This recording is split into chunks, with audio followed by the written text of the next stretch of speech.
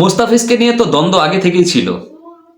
মোস্তাফিজকে Kolkata IPL এর দল franchise নেওয়ার পর থেকে সেই সমালোচনা যেন আরো বেশি গর্জে উঠেছিল। আজকে যে জিনিসটা হয়েছে সেটা হয়েছে বিসিসিআই এর পক্ষ থেকে নাকি কলকাতাকে এটা বলা হয়েছে বা তাদেরকে এই নির্দেশ দেওয়া হয়েছে তারা যেন তাদের স্কোয়াড থেকে মুস্তাফিজুর রহমানকে বাদ দিয়ে দেন। কেন, কোন কারণে, সেই বিষয়টা নিয়ে আলোচনা করব। তবে যারা আমার চ্যানেলটাতে নতুন আছেন দয়া করে আমার চ্যানেলটাকে সাবস্ক্রাইব করে আমার পাশে থাকবেন। বিষয় হচ্ছে এটা, ভারত অলওয়েজ এটা বলে যে ভারতের কাছে আসলে সবার উপরে মানুষ সত্য, তাহার উপরে নাই।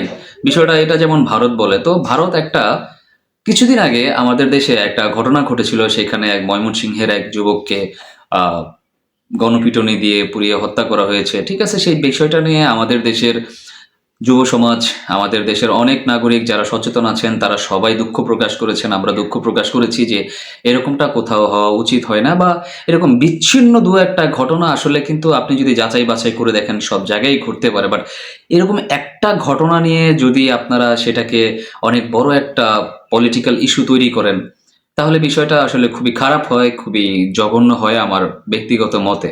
আপনারা অনেকে হয়তো আমাকে গালিগালাজ করতে পারেন, বকাবকি করতে পারেন, বাট আমরা আসলে অলওয়েজ ক্রিকেটটাকে আর রাজনীতিটাকে আলাদা করে দেখেছি, বা যে ঘটনাগুলো ঘটে বিভিন্ন জায়গাতে সেই বিষয়গুলো কিন্তু আমরা আলাদা করে দেখেছি। ক্রিকেটের সাথে কখনো মিক্স আপ করার চেষ্টা করি নাই, বাট সেই জিনিসটা কিন্তু বর্তমানে ভারতের ক্রিকেট বোর্ড সেই জিনিসটা বর্তমানে করছে। তারা কলকাতাকে সরাসরি নির্দেশই দিয়ে দিয়েছে যে যাতে করে মুস্তাফিজুর রহমানকে বাদ দিয়ে তাদের স্কোয়াডটা তৈরি করা হয়। আমার কথা হচ্ছে, একটা টিম, কলকাতা যখন একটা টিম গঠন করলো তাদেরকে আগে থেকে কেন নির্দেশনা দেওয়া হলো না? কিংবা আপনাদের যদি সমস্যা এতটাই ছিল তাহলে আপনারা কেনই বা মুস্তাফিজুর রহমানের নামটা পর্যন্ত আপনারা সেইখানে রাখলেন? সেখানে রাখারও তো কোনো দরকার ছিল না যদি আগে থেকে আপনারা সেই জিনিসগুলো করতেন। এখন বিষয়টা এরকম হয়েছে যেন জনসাধারণ চাপ সৃষ্টি করতেছে, মানুষের তৈরিকৃত চাপের কারণেই এই জিনিসটা আমার কাছে মনে হয় হচ্ছে। কারণ দেশের মানুষ, ভারতের মানুষ হয়তো বা চাচ্ছে না মুস্তাফিজুর রহমান ভারতের কোনো জায়গাতে চান্স পাক, কোনো জায়গাতে খেলুক, আইপিএলে খেলুক।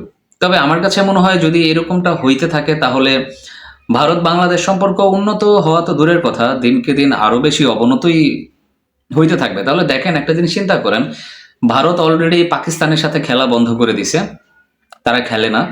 ভারত কিন্তু এখন বাংলাদেশের সাথেই সেই সেম জিনিসটাই করছে। তারা হয়তো বা বাংলাদেশের সাথেও অদূর ভবিষ্যতে খেলতে চাইবে না বা খেলবে না, আপনারা যদি অলরেডি খেয়াল করে থাকেন, ভারতের সাথে বাংলাদেশের একটা সিরিজ হওয়ার কথা ছিল, সেটা কিন্তু অনেকখানি পিছিয়ে গিয়েছে। সেটা কিন্তু ভারত খেলতে আসে নাই বা তারা খেলতে অস্বীকৃতি জানিয়েছে। একইভাবে ভারতের নারী ক্রিকেট দলেরও হয়তো বা নারী ক্রিকেটারদের সাথে খেলার কথা ছিল, তারাও সেম সেই পথটাই ফলো করেছে।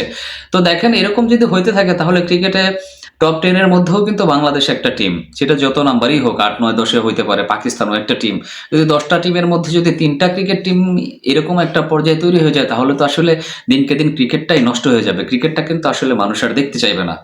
দর্শক, আপনারা তো অনেকেই আছেন, আপনারা সবাই জানেন, আপনারা সবাই বলেন সবার উপরে দেশ। অবশ্যই অবশ্যই এটা আমরা সবাই জানি যে সবার উপরে দেশ। এখন আমার কথা হচ্ছে, মোস্তাফিজুর রহমান তো পার্সোনালি আপনার দেশের কোনো ক্ষতি করেন নাই, কিংবা আপনি যদি বাংলাদেশের কথা বলতে যান, বাংলাদেশেও কিন্তু আপনাদের কোনো কোনো ক্ষতি এখনো পর্যন্ত করে নাই। বা এক দেশে সমালোচনা আলোচনা হইতেই পারে বিভিন্ন দেশকে নিয়ে, বিভিন্ন দেশ, একজন মানুষ যে আরেকজনের কাছে ভালো হবে, বা একটা দেশের অভ্যন্তরীণ রাজনীতি যে আরেক দেশের জন্য খারাপ বয়ে আনবে আর তার জন্য যে ক্রিকেটটাই নষ্ট হয়ে যাবে, সেই জিনিসটা আসলে মানা যায় না। অ্যাজ এ ক্রিকেট ফ্যান, আমরা যারা ক্রিকেটটাকে ভালোবাসি আমরা তো সে সব জিনিসগুলোকে নিরপেক্ষই দেখতে চাই। কারণ ক্রিকেট তো একটা আলাদা জায়গা ভাই, cricket is a gentleman's game. Cricket ভদ্রলোকের খেলা। এখন এই ভদ্রলোকের মধ্যে যদি আপনারা নোংরা রাজনীতিটাকে এন্ট্রি করান তাহলে ক্রিকেটেরই ক্ষতি হবে। রাজনীতির হয়তো বা কিছু আসবে যাবে না, বাট ক্রিকেটটা দিনকে দিন নষ্ট হবে এবং মানে কি বলে, ক্ষতির অতল গহ্বরে আস্তে আস্তে পৌঁছিয়ে যাবে। তো আপনারা যারা জানেন, মুস্তাফিজুর রহমানকে প্রায় 9 কোটি 20 লাখ রুপি দিয়ে KKR কিন্তু তাদের ঘরে ভিড়িয়েছিল। সেই টাকাটা তো দূরের কথা, আমার কাছে মনে হয় যেন মুস্তাফিজুর রহমান আসলেই আসলেই আসলেই আর খেলতে পারছেন না। এইবারই প্রথম আমার কাছে মনে হয়েছিল যেন মুস্তাফিজুর রহমানের সাথে একটা জাস্টিফাই করা হয়েছিল, একটা রেট তিনি পাচ্ছিলেন আইপিএলে অ্যাজ এ বাংলাদেশি। এর আগে কোনো বাংলাদেশি ক্রিকেটার কিন্তু আইপিএল এর মতো এত বড় একটা ফ্র্যাঞ্চাইজি লিগে এত টাকা পয়সা কিন্তু কখনোই তিনি পান নাই। বাট এইবারই একটা রেকর্ড পরিমাণ একটা অর্থই পেতে যাচ্ছিলেন মুস্তাফিজুর রহমান, কিন্তু দিন শেষে ওই যে ভাগ্য সহায় না থাকলে আসলে কিছুই হয় না। ভাগ্য সহায় না থাকলে কোনো কিছুই হয় না। আর দুই দেশের রাজনৈতিক অবস্থায় যেই পরিমাণে খারাপ বিরাজ করছে, তাতে করে আমার কাছে মনে হয় দিনকে দিন আরো খারাপ হইতেই পারে। যদি এই সিদ্ধান্তটা বহাল থাকে তাহলে আরো খারাপের দিকে যাবে বলে আমার ধারণা। তো দর্শক, আপনারা যারা আমার ভিডিওগুলো নিয়মিত দেখেন তারা অবশ্যই জানাবেন যে মুস্তাফিজুর রহমানকে অ্যাজ এ ক্রিকেটার আপনারা চাইলে কি নিতে পারতেন না? কিংবা যে জিনিসটা ক্রিকেটার একজন ক্রিকেটারের সাথে করছেন সেই জিনিসটা কি খুব উচিত, অনুচিত? আপনারা বলছেন যেন হিন্দুদের উপর অত্যাচারের কারণে এই সিদ্ধান্ত আপনারা নিতে যাচ্ছেন। ভাই, আপনাদের ভারতে কি বুকে হাত দিয়ে বলতে পারবেন কোথাও কোনো প্রদেশে মুসলিমদের উপরে কি কোনো রকমের এ ধরনের ঘটনা ঘটে না? কোথাও কি মুসলিমদেরকে দু একজনকে পিটিয়ে হত্যা করা হয় না? কেউ বলতে পারবেন? আমার মনে হয় না যে কেউ বুকে হাত দিয়ে কথাটা বলতে পারবেন। বাট সেই ক্ষেত্রে কিন্তু আমরা কেউ আপনাদেরকে বলি না কেন এই ঘটনাটা ঘটলো, এই ঘটনার জন্য আপনাদেরকে বয়কট করতে হবে, এটা কিন্তু আমরা বলি না। বাট আপনারা যেটা করছেন সেটা আসলে সত্যিকার অর্থেই খুবই, পার্সোনালি আমার থট, এটা খুবই একটা মর্মান্তিক একটা বিষয়, একটা মর্মাহতের একটা বিষয়, যেটা আসলে মেনে নেওয়া খুবই কষ্টসাধ্য বিষয়। সবাই ভালো থাকবেন, সুস্থ থাকবেন। আসসালামু আলাইকুম।